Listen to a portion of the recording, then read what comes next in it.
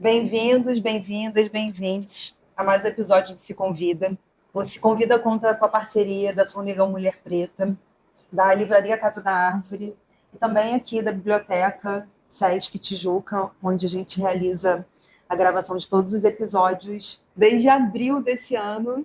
Já são 9 meses quase, né? A gente faz essa gravação aqui do Se Convida toda segunda, terça-feira de cada mês. E você está super convidado a vir aqui assistir a gravação ao vivo. Sou ansiosa, quiser participar aqui com a gente, vai ser um prazer recebê-lo. A Biblioteca do Sesc é um espaço super confortável, aconchegante. Você ainda pode sair daqui com o seu cadastro da biblioteca, levar um livro para casa. Enfim, tenho certeza que vai ser um passeio super agradável e participar de um bate-papo maravilhoso que acontece aqui no Se Convida todo mês. Nossa convidada de hoje atua em cinema, teatro e comunicação, em movimento e construindo pontes entre criação artística, produção cultural e incidência política. Alice Muniz é atriz formada em atuação cênica pela Unirio, fotógrafa formada pelo Senac RJ, diretora de fotografia, assistente de direção e comunicadora popular. Está como conselheira municipal de políticas culturais no Rio, na cadeira do audiovisual, assessora parlamentar da deputada Marina do MST e presidenta da APTA, Associação de Profissionais Trans do Audiovisual. Muito bem-vinda, Alice. A gente está muito feliz de te receber aqui. Obrigada, Cia. Espero que a gente tenha um papo bem agradável, bem gostoso. Vai ser ótimo, com certeza. Com certeza. Eu quero começar sobre o nosso encontro que mais me marcou, assim, que a gente já tinha se encontrado antes em outros espaços, mas esse ano, lá na Mostra de Tiradentes, você estava numa mesa que falava sobre pluralidade no audiovisual, né? E a democratização do acesso. E você trouxe nessa conversa uma ressignificação da palavra representatividade, né? Trazendo para essa palavra apresentatividade. Eu queria que você começasse trazendo um pouco do que você levou lá para Tiradentes para essa conversa aqui. Sim, primeiro queria agradecer o convite e também agradecer também desse lugar do movimento, né? Porque eu acho que a gente se encontra no mundo, a gente se esbarra no mundo e a gente precisa estar sempre se utilizando dessas relações para se fortalecer e crescer, né? E eu acho que a representatividade vem muito disso, né? Eu acho que quando a gente para pensar no mundo de hoje, do que é representatividade e do como que a representatividade também é usada de uma forma a maquiar um preconceito, uma discriminação e até mesmo como é usada como escudo para se defender, dizer que é mais desconstruído, desconstruída nesse sentido e para ampliar a reputação, né, de diretores, diretoras, produtores, produtoras ou de qualquer outra pessoa no âmbito político, social, levando, né, a representatividade ela é muito como vitrine, né? Então a gente precisa pensar na inclusão de pessoas dissidentes no audiovisual, que é o segmento que eu faço parte, mas de âmbito geral social também a representatividade é utilizada para fazer essas maquiagens e não incluir as pessoas nos espaços e fazerem com que elas permaneçam. Quando eu trago esse conceito, esse pensamento de representatividade, é porque o que é importante e a representatividade precisa ser usada para isso, é trazer a presença de pessoas dissidentes, pessoas marginalizadas para dentro desses espaços de poder, de orçamento, de decisão, né? E eu sempre falo orçamento porque a gente precisa sempre pensar no orçamento, né? Sim, assim, porque sim. É uma coisa que, às vezes, a gente que trabalha na parte mais criativa meio que tenta fugir, mas que é extremamente importante, né? Porque de nada vale o nosso processo criativo se a gente não tiver orçamento, né? Exatamente. Porque é o que faz a ponte, né? Do plano das ideias, da ideia, poder de fato ser executada. Sim. De fato, né? Inclusive, né, pensando nessa questão do mercado, né, com o Festival do Rio, circulou nas redes a força da indústria cinematográfica, né, do mercado audiovisual, como esse mercado está movimentando milhões, como é um mercado forte, que emprega tantas pessoas, né? E esse post ficou circulando pelas redes, mas teve um post que me chamou muita atenção, que foi da Renata Martins, porque ela falou sobre constância e permanência. né? E eu acho que esse é um ponto que a gente precisa discutir e defender cada vez mais, né? Sim, eu concordo completamente. O audiovisual é uma indústria, ou como o pessoal gosta de chamar, é um ecossistema, Sim, né, gigante que mobiliza recurso a nível nacional, a nível internacional, a nível municipal, a nível estadual, em todas as instâncias. E é uma indústria potente. É uma indústria que vigora, é uma indústria que existe há muito tempo e como indústria, sim. né? A gente consegue ter pessoas no audiovisual do ramo da elétrica, por exemplo, que é um Sim. lugar que foge muito, às vezes, da arte, né? Uhum. Trazendo para um lugar. Sim. A gente consegue ter contratantes, quer dizer, na verdade, a gente consegue ter pessoas contratadas dentro do audiovisual de diversas esferas. Né? O que Alimentação. alimentação, transporte, Sim. gaffers, né, que são as pessoas que Sim. lidam com a elétrica dentro do set, TI, Sim. tecnologia da informação, né? E não estou nem falando somente sobre a inserção da inteligência artificial agora, né? Mas sempre teve isso, né?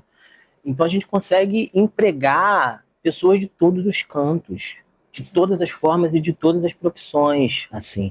E eu sempre debato, né, em conjunto da APTA, isso faz muito parte desse movimento, que o audiovisual brasileiro ele é extremamente potente para a nossa sociedade. Né? Existem pessoas que são transformadas pelo audiovisual. E aqui eu digo transformadas pela criatividade do audiovisual, né? O que é você entrar dentro de um cinema, né? Você assistir um filme, aquilo muda a realidade das pessoas, a depender de quem está na tela. E também pode acabar com a realidade das pessoas também, né? Sim. O audiovisual é uma ferramenta de transformação social, sabe? Eu gosto muito de citar essa coisa da representatividade e do como que a indústria pode funcionar para a sociedade, com o exemplo do meu filho. Eu tenho um filho de 6 anos, o Caetano. Eu levei o Caetano para assistir o Sonic. Ele adora o Sonic e falou: vamos assistir o Sonic, vamos assistir. Aí eu levei ele para assistir o Sonic.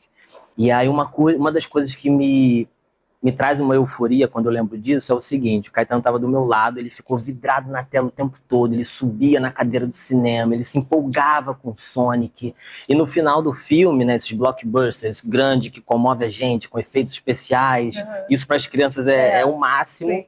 E no final do filme tem aqueles trailers animados, né, assim, né, que vai passando os créditos e o Sonic vai falando com as pessoas na sala do cinema como se ele estivesse interagindo com as crianças, né? Sim. E aí foi uma sessão que tinha cheia de crianças e todas as crianças foram para baixo da tela do cinema e começaram a correr lá embaixo, né? O Caetano foi uma dessas crianças que correu lá para baixo. E aí, se a gente para pensar de novo no poder do cinema, da indústria, da representatividade e da apresentatividade, todas aquelas crianças que estavam correndo ali foram empoderadas a correr por conta do Sonic. Sim. Então, na cabeça daquela criança, elas estavam correndo na velocidade da luz. Sim. Elas estavam fortes ali para correr, né? Isso é só um exemplo que eu quero trazer do como que a gente pode pensar a indústria na transformação social dos imaginários. Sim.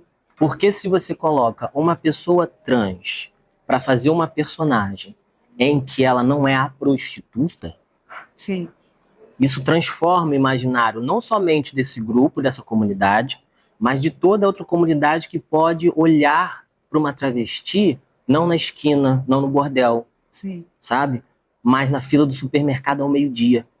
Então a gente consegue transformar esse imaginário social a partir do poder que é filmar uma pessoa, ou melhor, filmar histórias, narrativas, a partir de uma outra visão. Engraçado, eu lembrei muito, não sei se você já assistiu o Remendo. Não. Da GG. Não assisti. Nossa, esse filme é maravilhoso. E traz exatamente essa outra presença de corpos trans, né? Que, nossa, assistam, super recomendo. É um filmaço.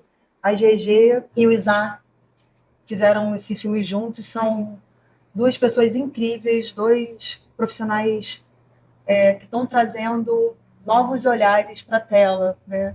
Você falou do seu filho, e isso me fez lembrar, inclusive, a mesa que você estava lá em Tiradentes, porque uma das pautas era a presença do cinema nas escolas, né? E como que isso forma público e impacta na construção de identidade, de produção de identidade, inclusive das crianças, né? Eu sei que você está presidente da APTA, e eu queria que você agora falasse um pouco para a gente como que nasceu essa associação, como é que está o olhar de vocês, inclusive para essa base de formação de público para o cinema, né? Que também é muito importante e às vezes escapa, né? A APTA, ela nasce como um grupo de WhatsApp de troca de oportunidades, né? Vagas de emprego. Então, a APTA começa muito com esse desejo de ter uma empregabilidade trans no setor do audiovisual de forma potente, coerente e a garantir a permanência das pessoas no audiovisual, né? Das pessoas trans no audiovisual. E ali, depois de ser esse grupo de vagas, começou a gerar discussões. 2019, se eu não me engano, 2019, 2020. Nossa. Dali começou a gerar outras discussões que viu-se a possibilidade de se tornarmos uma associação, né? Que aí pensar uma estrutura interna de presidência, de diretoria, de associação, ter um estatuto, e a gente começa a desenvolver esse lugar enquanto uma associação, né? Então, a APTA nasce desse desejo de ter a empregabilidade. As pessoas trans começam a ser empregadas no audiovisual, e elas já eram anteriormente, né? A gente tem profissionais trans no audiovisual há muitos anos, mas sempre com muita escassez, com pouca permanência, e sempre aquela coisa. Isso é uma política que a gente indica, inclusive, para a APTA, né? Se você quer contratar uma pessoa trans para o seu set de filmagem, não contrate uma, contrate duas, né? Porque aí você já diminui uma transfobia que possa acontecer somente com aquela pessoa isolada, sabe? De forma isolada. Então existe ali, a gente sempre indica nesse sentido, né? E aí a APTA vai se desenvolvendo, vai crescendo, vai criando corpo, e a gente começa a entender e fazer uma luta, que é a luta de transformar esses imaginários. E a gente começa agora na APTA, hoje, em 2025, a gente começa a ter uma força um pouco mais institucional, que é o momento em que a APTA continua permanecendo e funciona enquanto um movimento social de reivindicação, né, social, por direitos, em todos esses sentidos, e também, não somente por direitos, mas também por negócios, né? A APTA não é somente mobilizada por um movimento político. Não, a gente tem um perfil certo político negociador, porque a gente quer fazer política, a gente quer ter incidência, mas a gente quer estar dentro do mercado. Certo. A gente quer estar dentro desse lugar de poder do mercado também. E uma coisa que a gente defende muito na APTA é da gente ocupar toda a cadeia do audiovisual. A gente não está falando somente sobre set de filmagem. A gente quer ter uma distribuidora trans. Pessoas que façam distribuição de filme trans. Porque o que geralmente acontece é a representatividade, ou ela fica muito parada no roteiro, nas salas de roteiro, na pesquisa, e dali para frente as coisas são um pouco esquecidas. E aí ocupa-se cargos de assistência dentro de um set de filmagem, e não o lugar de chefia, de decisão, né? A importância, por exemplo, de ter pessoas trans na produção executiva. Eu ia pensar exatamente isso. Porque se a gente tem uma ideia incrível no roteiro, um roteiro cheio de representatividade. A gente tem a Luísa Shelley, né, que é maravilhosa, produtora executiva. Eu tive o prazer de estar com ela na residência da IAMO, lá em Salvador. Sim. Nossa, como eu aprendi com a Luísa. Ela é uma aula viva. Estar com ela, né, é estar assim, em aprendizado constante. Acho que a gente precisa de mais Luísas. Sim. Né? Sim. Porque, na verdade, é isso. A produção executiva é quem decide dar a palavra final, sim. Sabe? Então é isso. Se a gente tem um roteiro completamente representativo, respeitoso, com coerência, e um produtor executivo que tem a caneta na mão decide mudar, ele que tem a caneta. Exato. Ele que tem o poder, porque ele quem decide para onde é que vai a verba, o que se corta, o que não corta. Então ele que está sempre aprovando isso, né? Sim. Por isso que é importante a gente permear a cadeia do audiovisual com pessoas dissidentes. Verdade. Com pessoas dissidentes, para sempre ter uma pessoa ali trazendo uma visão dessas pessoas dissidentes no mundo. Você trouxe um ponto muito importante, né? E não deixar essas pessoas estarem só. Porque a solidão, o lugar de exceção, o lugar de único no espaço, amplia muito a possibilidade do preconceito, né, da transfobia, do racismo, de todas as instâncias de preconceito que a gente tem em todos os mercados, não só no audiovisual. Então, acho assim, um ponto muito importante. Mas vocês estão avançando muito Eu fico muito feliz de acompanhar. Sei que a luta é grande, tem muita coisa a se fazer, mas esse ano vocês conseguiram fazer uma amostra, né, no CCSP. Eu queria que você comentasse um pouco, falasse um pouco dos filmes, como é que foi essa experiência, como é que foi o público, como é que o público recebeu essa amostra lá em São Paulo. Então, a mostra da APTA, ela surge muito para a gente trazer a visibilidade das pessoas trans também enquanto uma mostra para levar um público diverso para assistir nossas narrativas. E assim, é uma coisa, assim, foi um momento muito especial, sabe? Foi um momento de encontro com pessoas que eu não encontrava há muito tempo, né? De pessoas dentro da APTA, que às vezes a gente está tão na correria do trabalho, dentro da indústria, num set de filmagem, 12 horas filmando, ou as pessoas que vão trabalhar com política depois disso também, ou têm seus próprios projetos. E foi um momento de respiro, sabe? Foi um momento de respiro, foi um momento de encontro e de principalmente ver as nossas potências, sabe? Porque foi o que eu falei para você, assim, lá não tinham somente atrizes ou atores que fazem um personagem X ou personagem Y. A gente tinha diretores, a gente tinha diretoras, produtores, roteiristas. A gente estava permeado de uma energia que é muito bonita e muito linda, porque a gente fala sobre diversidade.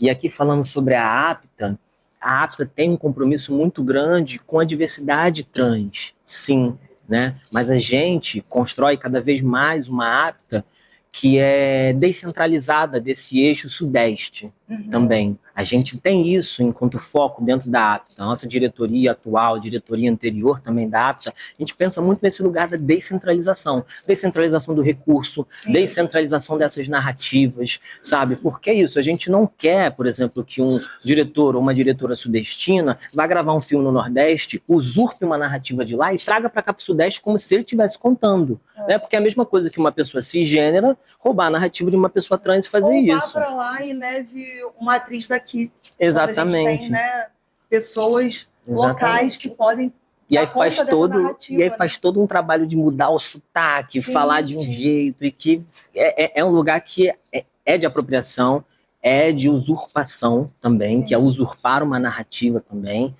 E a gente tem muito essa preocupação, sabe? E dentro da Mostra da APTA a gente pôde ver isso. Foi uma mostra que trouxe filmes daqui do Sudeste, do Nordeste, de outros lugares do Brasil, nesse sentido também, e também uma narrativa que não fica presa somente na transgeneridade, mas ver o debate também sobre maternidades.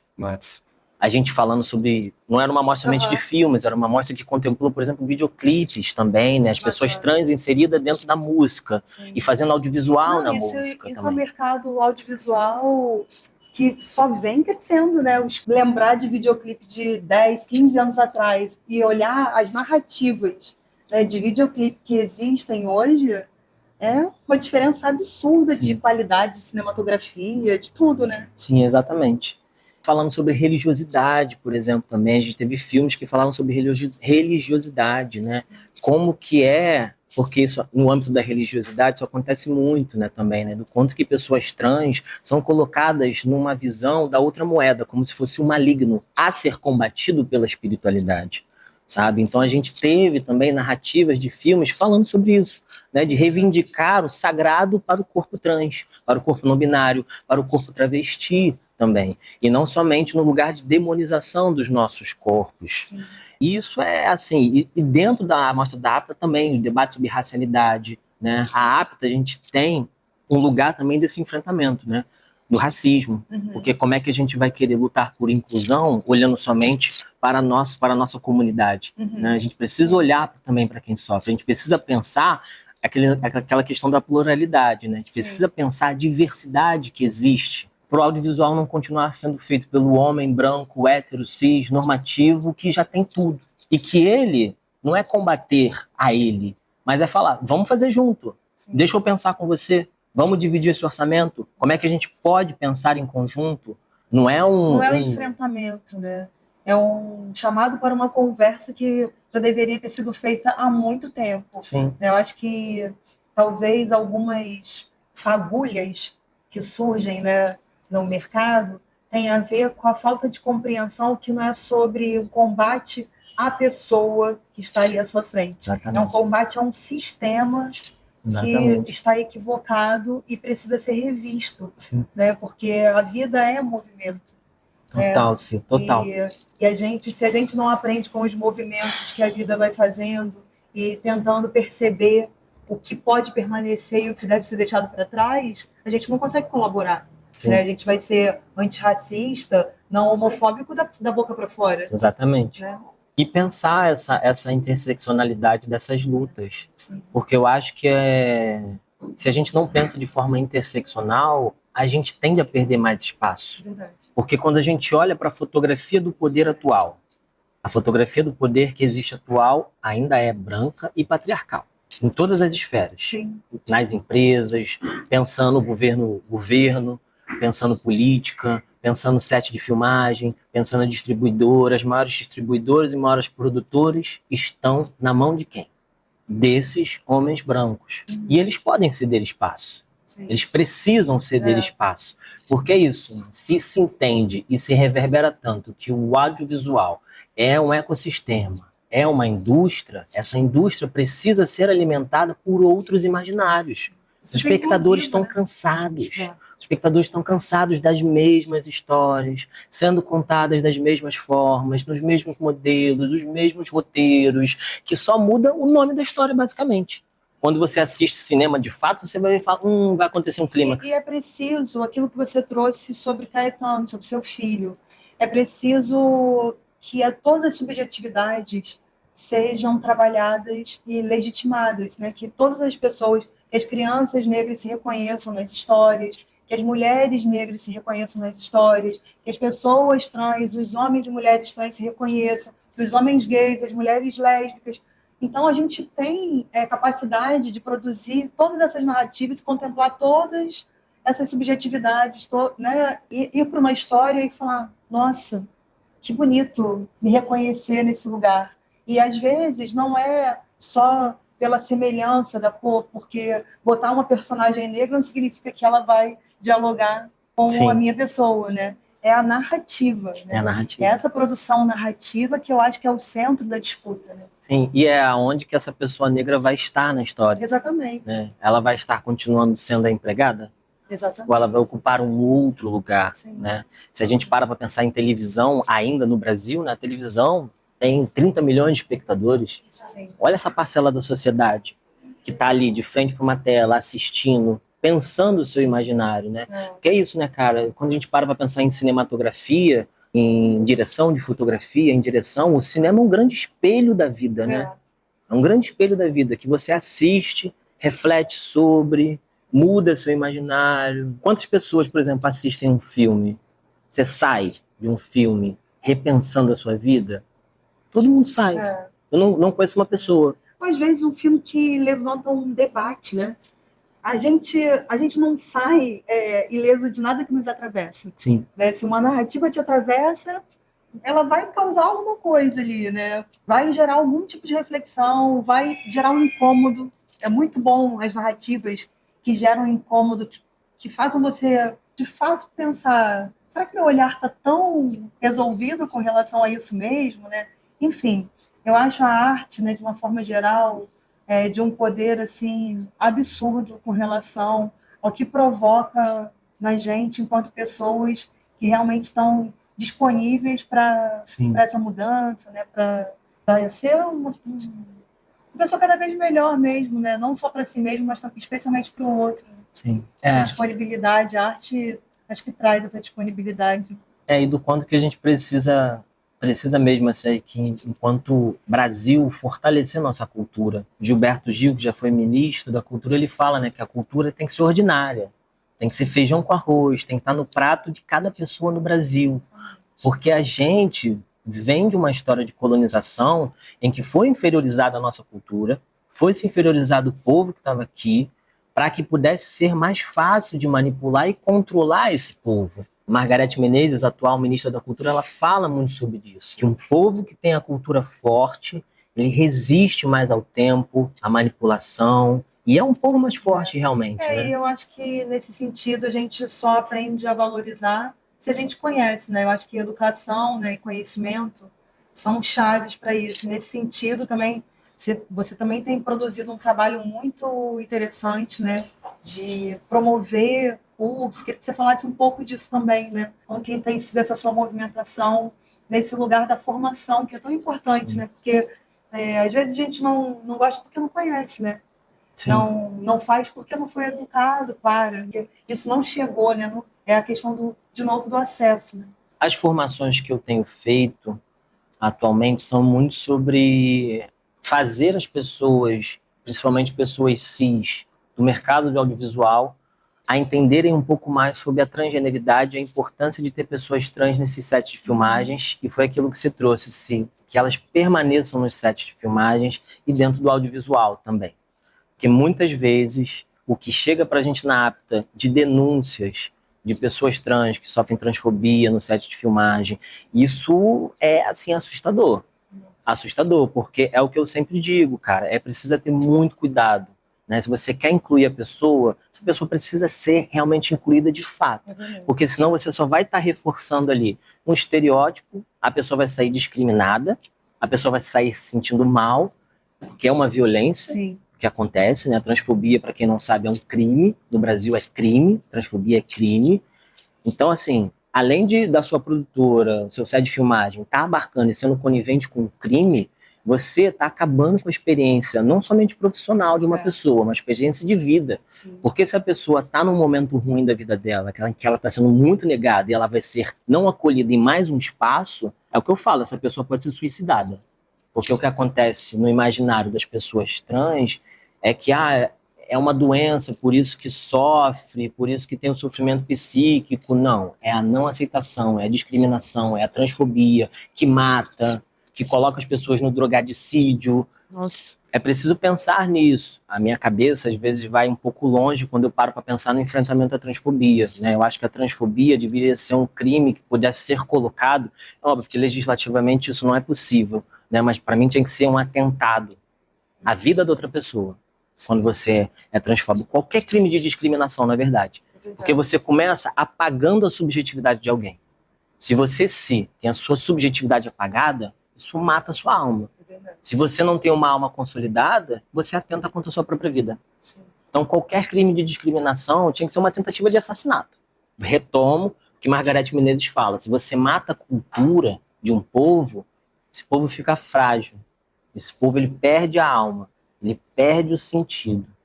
Se a gente tem ossos, carne, coração, toda uma estrutura batendo e não tem uma alma, você não quer viver. Você perde a vontade de viver. E os crimes contra as pessoas dissidentes, os crimes que vão no lugar de discriminar alguém para que a pessoa não seja acolhida nesse espaço, para mim tinha que ser colocado como tentativa de assassinato. Falando em política, né? Como que a gente tem avançado em políticas públicas? Você tem uma pasta na política pública, e como que a gente tem conseguido avançar com essas pautas, especialmente pensando no que você está trazendo agora, né? Que é a saúde mental das pessoas trans, especialmente. Assim. Como que tem sido politicamente essa pauta, sabe? É muito difícil, assim, é muito difícil, porque é uma grande luta, assim, é uma luta diária. Fazer política, pensar a política de outra forma.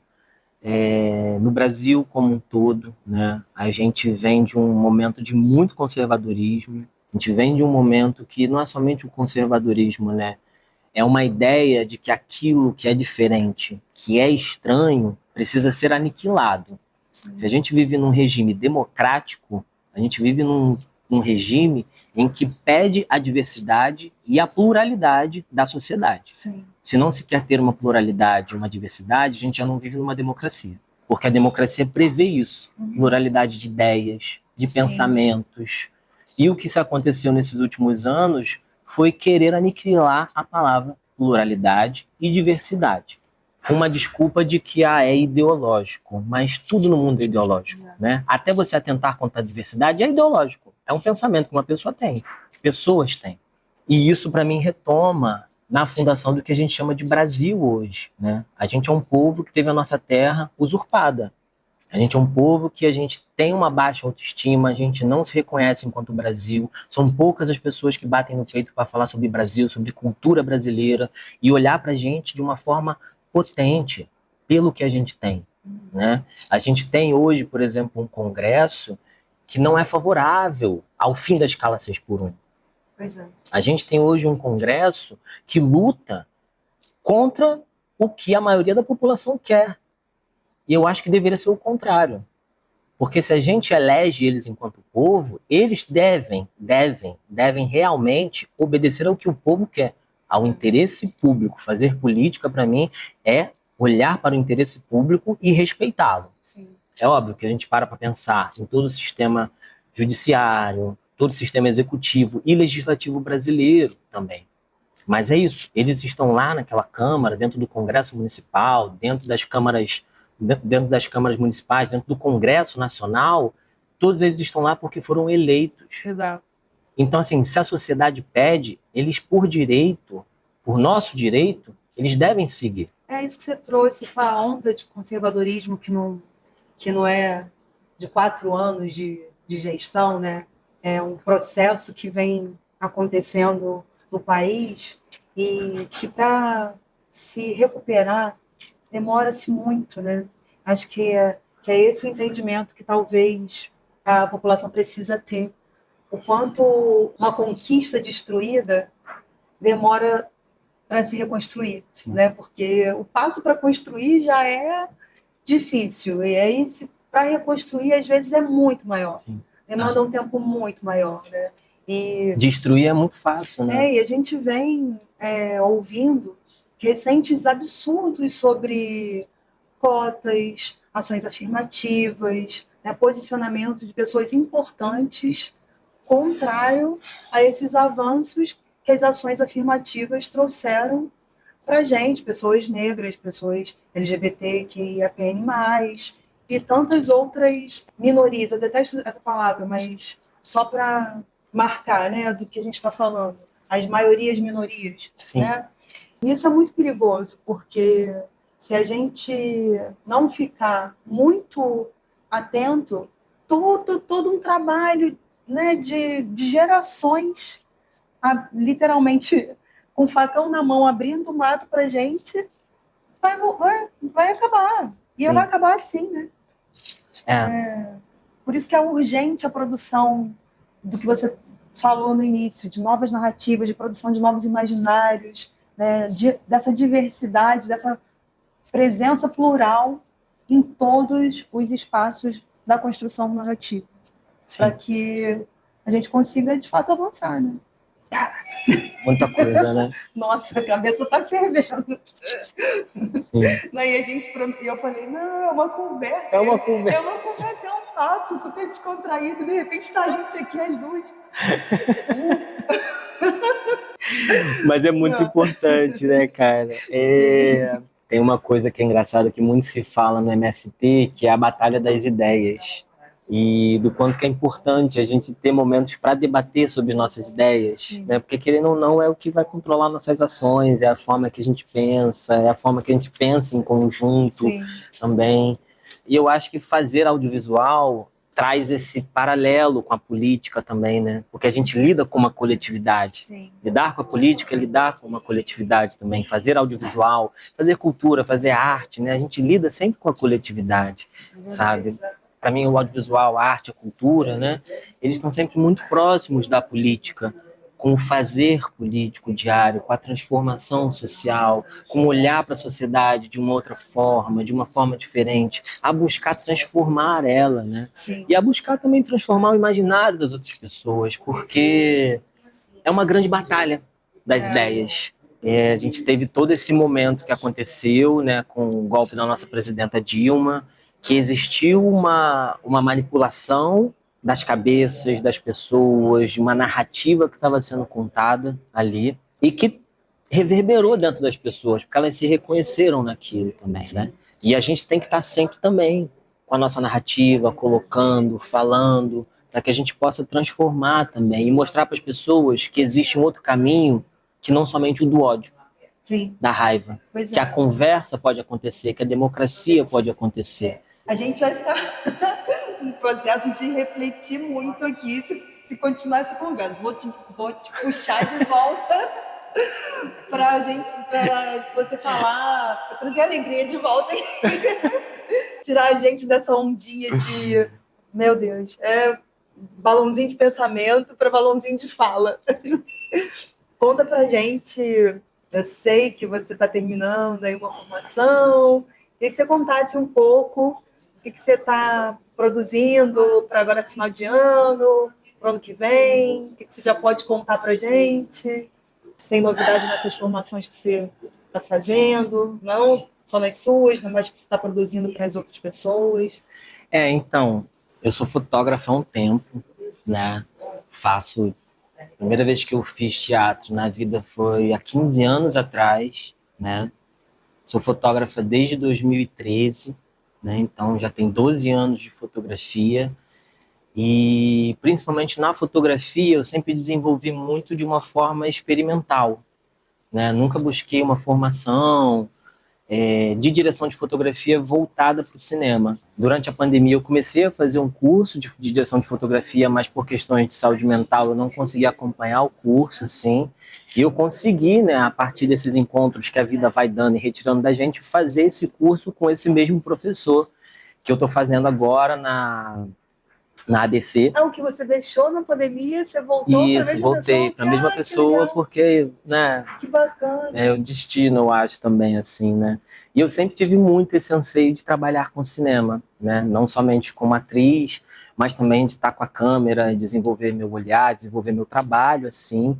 E a gente está tocando um projeto de um curta-metragem para o ano que vem, de uma das maiores lideranças do MST daqui do Brasil, que é a Marina do MST. A gente vai tocar um curta-metragem para ela, em que eu vou estar na direção do filme, fazendo a direção de fotografia e também ajudando na produção executiva.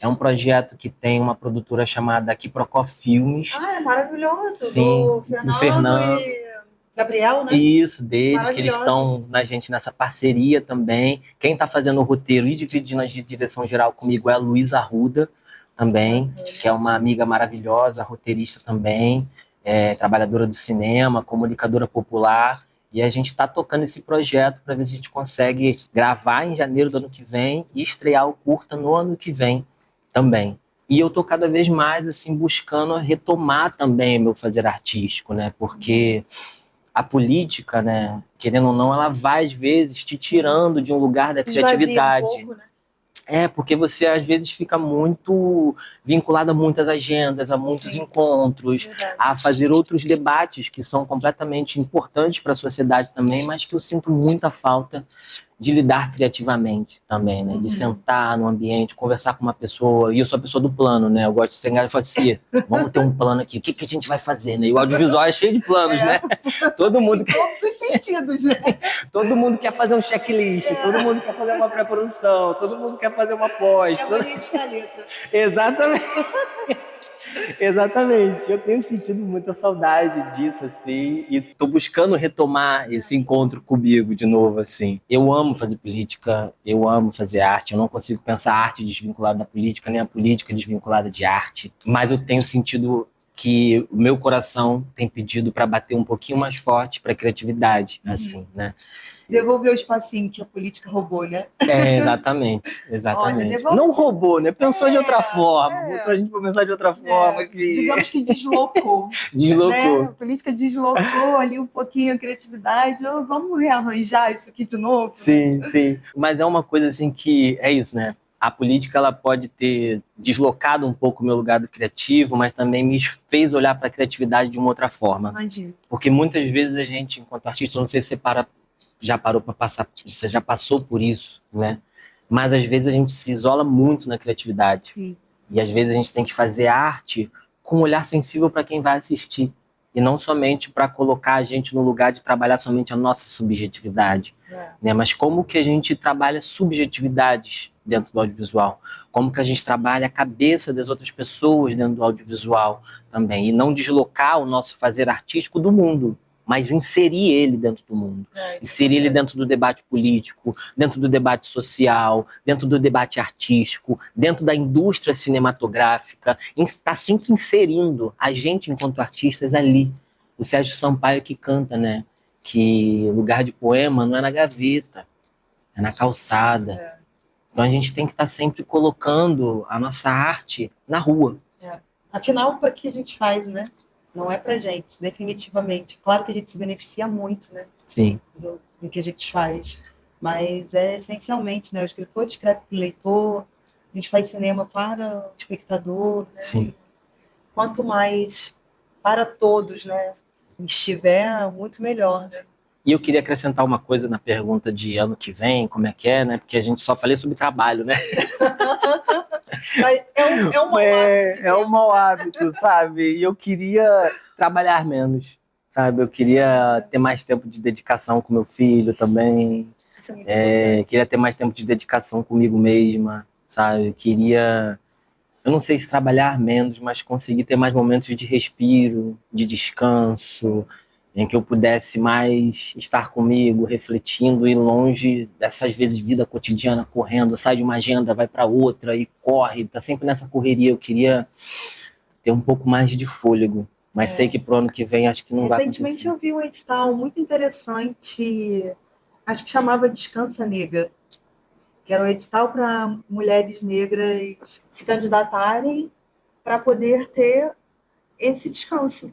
Porque é isso, a gente que trabalha, especialmente a gente que trabalha com arte, cultura, entretenimento, se confunde muito, né? O que é trabalho, o que é lazer. As pessoas confundem e a gente, em certa medida, porque ama o que faz, porque está em contato com o que gosta, a partir do fazer, a gente mistura. Sim. Né? Fica assim, não, eu estou me divertindo, eu fui ao cinema. Mas você foi ao cinema para se divertir, você foi ao cinema porque você tinha uma agenda de compromisso para aquele filme, para aquela pré-estreia, né? Que é muito diferente. É muito diferente. E se muito até diferente. o William Bonner. Até o William Bonner, gente. Até o William Bonner falou, gente, eu preciso viver. Até o boy, cara. Então, assim... A gente também merece, pelo amor de Deus, né, cara? Se ele tá nessa reivindicação, que diremos? Você, cara. Não, mas eu acho muito bom você trazer isso, que é extremamente importante, especialmente sobre o assunto que a gente está trazendo, né? Porque nós temos corpos que estão em constante luta. E, às vezes a gente esquece de deixar a luta um pouquinho de lado. Não é que você não vá, né, cuidar dela, que você não vai ser mais ativo. Não é isso, mas é que esse corpo que luta precisa descansar. Sim. Né? Afinal, constitucionalmente falando, lazer é um direito, né? Sim. E é muito louco, porque assim, lazer é um direito, lutar, descansar é uma luta. Porque às vezes eu encontro com as minhas manas, sabe, meus amigos, boy trans, as pessoas da APTA, principalmente, falando diretamente da APTA, tá todo mundo sempre correndo. E quando a gente tem um momento da gente celebrar, de estar somente tomando uma cerveja, comendo alguma coisa, caraca, do quanto que isso é bom, do quanto que é incrível, do quanto que renova, do quanto que vê pessoas trans, pessoas dissidentes descansando, comemorando a vida e não somente a serviço de algo, trabalhando para ganhar o do dia, de amanhã, do mês. Não sei se você viu Tinha que ter o direito à celebração, sabe? Não sei se você viu um post maravilhoso da Chica. Da Chica Andrade. Da Chica Andrade. Acho que foi semana passada. Ela... No Festival do Rio? Não, ela estava num hotel. E aí ela começou o post super sério, assim, falando, gente, eu só aqui curtindo também, eu tenho esse direito, é sobre isso, sabe? Eu também estou olhando para vocês, olhem para mim, não tem problema, quer olhar para mim? Pode olhar, eu também estou olhando para vocês, estou aqui de bobeira, curtindo esse hotelzão. É isso, né? É essa possibilidade de fazer o que a gente está fazendo agora no fim dessa entrevista, né? De relaxar, sorrir, dar tempo para outras instâncias da nossa vida, que a gente, às vezes, por necessidade de tanta demanda, tanta corrida, tanta luta, tanta batalha, ficam de lado, né? Fica de lado e assim, a vida passa, né? Muito rápido, e quando você vê, você perde momentos com seus amigos, com a sua família, com as pessoas que estão ao seu redor, consigo mesma. Sim. Quantas vezes eu abri mão de estar comigo mesma para estar a serviço de outra pessoa ou de algum outro trabalho, assim, sabe? E a gente precisa celebrar. E mais do que celebrar, por celebrar, a gente precisa sempre ter motivos para celebrar, buscar a gente, estar celebrando a gente, nossa vida, nossas conquistas. E para isso a gente precisa ter conquistas, né? A gente precisa ter vitórias também. E que as vitórias possam vir sem tanta dificuldade também, né? Sem tanta luta, sem tanto... Mas essa celebração, eu acho que vocês, dessa associação da APTA, apesar de toda a dificuldade, há muito que se celebrar.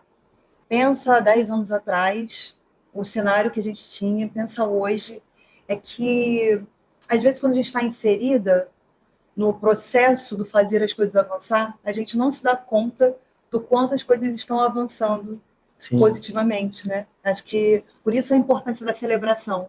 Você sair um pouquinho, olhar aquilo e falar, poxa, eu tenho mesmo que parar, sentar aqui e a galera toda fazer esse brinde, tomar essa cerveja, porque isso é muito importante. Onde a gente está hoje é muito melhor do que onde a gente já esteve quando a ideia da APTA, por exemplo, nasceu em 2019. Então, eu fico muito feliz de ter você, Rastricinha, Chica, por perto, ou mesmo de longe. Citando a Rastricinha, por exemplo, a Rastricinha que me ensinou, assim, o direito a celebrar. Sim. Foi com a Rastricinha que eu aprendi isso, assim. É uma querida. Rastricinha que, cara, teve um dia que a gente tava passando um perrenguezão, assim, e ela virou pra mim e falou assim, amiga, vamos comprar uma champanhe, vamos estourar uma champanhe agora pra comemorar isso, sabe? E a Rastricinha é esse tipo de pessoa, né, assim. E ela que me ensinou a olhar pra esse lugar pra comemorar a vida.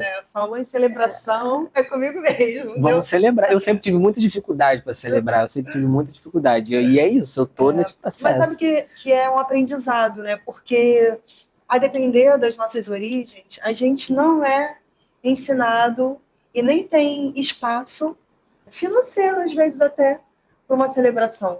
E hoje a gente já consegue entregar muitas possibilidades para todas as classes terem um pouco esse direito à celebração. A gente vem construindo em um campo de possibilidades. Claro que não dá para se comparar uma pessoa de classe C com uma pessoa de classe A. Não é sobre isso. É sobre dizer para a pessoa que ela pode, né? Que ela tem esse direito. Por muito tempo, a gente nem escutava os nossos pais falarem para a gente, nos autorizarem a isso, né? Não, tem que trabalhar. Tem que trabalhar, sem tudo sobre não vai gastar com bobagem, né? Tudo sempre foi muito... Você não vai ser berço de ouro, né? Essas falas recorrentes que a gente carrega, mesmo que inconscientemente, que às vezes fazem a gente demorar a entender esse direito e usufruir dele. Né? Eu faço isso há pouquíssimo tempo. E hoje não abro mão. Eu tenho uma amiga, a Flávia Vieira, que ela tem um espumante da Boa Notícia. Sempre tem uma garrafa de espumante geladinha esperando a boa notícia. E às vezes não é uma grande boa notícia. Ai, sei lá, meu filme foi contemplado com 2 milhões na primeira de tacada, assim. Não é sobre isso. É sobre estar junto, ter conseguido dar conta, às vezes, de uma coisa que você não achou que era capaz. Né? A gente precisa aprender que não precisa de grandes momentos para celebrar. Tem coisas muito miudinhas tão pequenas acontecendo vitórias ao nosso redor e a gente deixando escapar a celebração disso. E, às vezes, são muito mais importantes, né, do que os 2 milhões que a gente está tentando captar. Sim. Né? E qual a ideia de felicidade, né? Também. Sim. Qual é a ideia de felicidade? Eu me deparo muito com isso, assim, né? Do que é vendido como felicidade para as pessoas. Né? Felicidade realmente é ter o seu primeiro milhão? Sim. E você vai esquecendo de tudo que é pequeno na sua vida, né? Às vezes do sorriso que você recebe, de alguém, né? De uma conquista, às vezes, pequena, né?